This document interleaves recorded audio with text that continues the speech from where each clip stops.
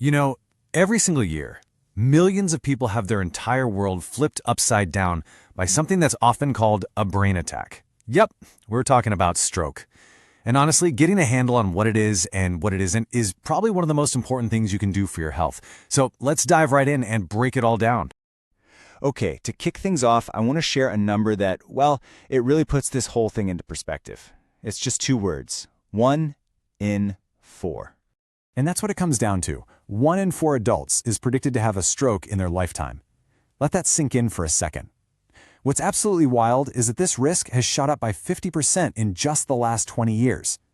So you see, this isn't just some abstract number on a chart. It's a reality that's affecting our friends, our families, our communities right now. All right, so here's our game plan for this explainer. First up, we're going to look at just how massive this problem really is. Then we'll get into what a brain attack actually is and how to spot one. After that, we'll talk about the risk factors, and we'll wrap up with the most important part: what we can actually do about it, both prevention and recovery. Okay, let's jump right into part 1. We're calling this the silent epidemic, but just how big of a problem are we really talking about here? All right, just look at these numbers from 2021. They're staggering. We're talking about almost 94 million people living with the effects of a stroke. On top of that, there are nearly 12 million new cases in that 1 year alone. It's actually the third leading cause of both death and disability on the entire planet. And that last number, 160 million years of healthy life lost, what that really means is 160 million years of people living healthy, full lives just gone. The scale is it's hard to wrap your head around. Okay, so we've got a sense of the scale of the problem. Now, let's get down to the brass tacks. What actually is a stroke? And maybe even more importantly, how do you spot one when every single second is critical? So in simple terms, a stroke is a full-blown medical emergency. It all happens when the blood flow to a part of your brain gets interrupted or cut off. And without that blood, which carries precious oxygen, your brain cells start to die. That's what leads to the serious, often long-term damage. And that's exactly why getting help fast is so critical. So what's actually causing that interruption? Well, it really comes down to two main types. The first and most common one is called an ischemic stroke. Think of this as a blockage, like a blood clot that's plugging up the pipes. The other type is a hemorrhagic stroke. This one is a bleed, where a blood vessel actually bursts open in the brain. So the easiest way to remember it is a block versus a bleed. Now, there's a third thing you need to know about. It's called a TIA, or a transient ischemic attack. A lot of people call it a mini stroke. It's basically a temporary blockage. So you get all the scary symptoms of a stroke, but then they go away. And while it usually doesn't cause any permanent damage, you have to think of a TIA as a massive, blaring alarm bell. It's a huge warning sign that a major stroke could be coming. In this next part, this is where you could literally save a life. You just have to remember one simple acronym: B FAST. B is for balance. Are they suddenly dizzy or losing their balance? E is for eyes. Is there sudden trouble with their vision? F is for face. Ask them to smile. Is one side of their face drooping? A is for arms. Can they raise both arms and keep them there? S is for speech. Is their speech slurred or are they hard to understand? And then the most important one of all, T. T is for time. It's time to call for help. Right now. Don't hesitate. All right, so now we know what a stroke is and we know how to spot the signs. That brings us to the next really big question. What actually puts someone at risk for a stroke? And even more importantly, what parts of that risk are actually in our control?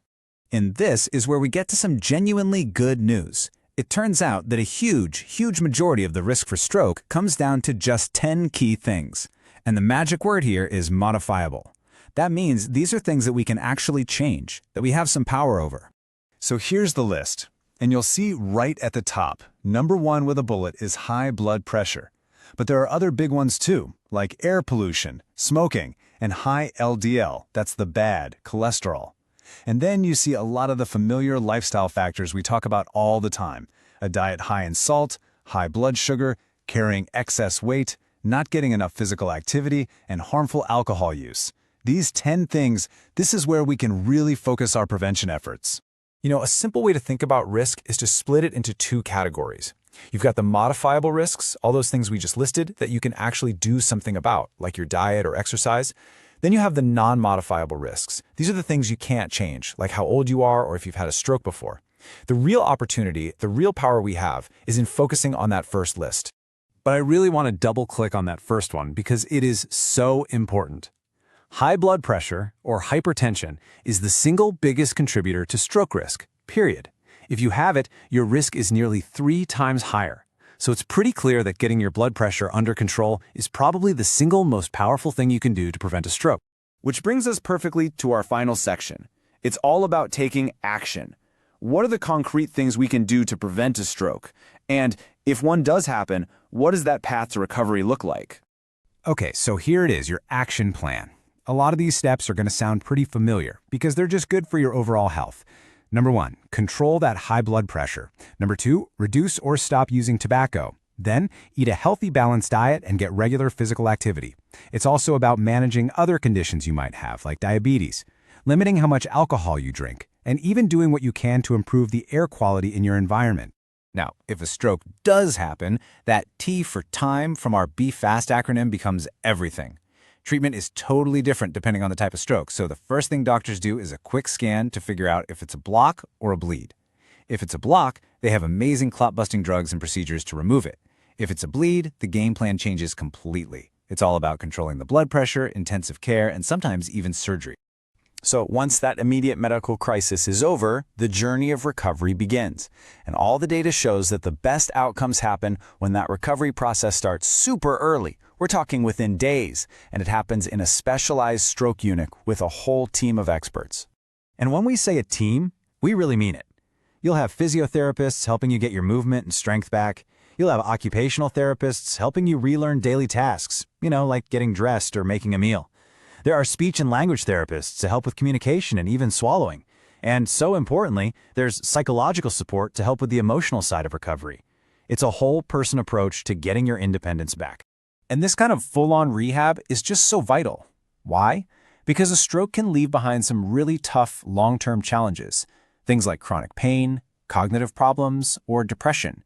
So the whole point of this teamwork is to fight back against those complications and help stroke survivors get their quality of life back on track. So let's bring it all back home. We started this with some scary statistics, but I hope we're ending with a real sense of empowerment.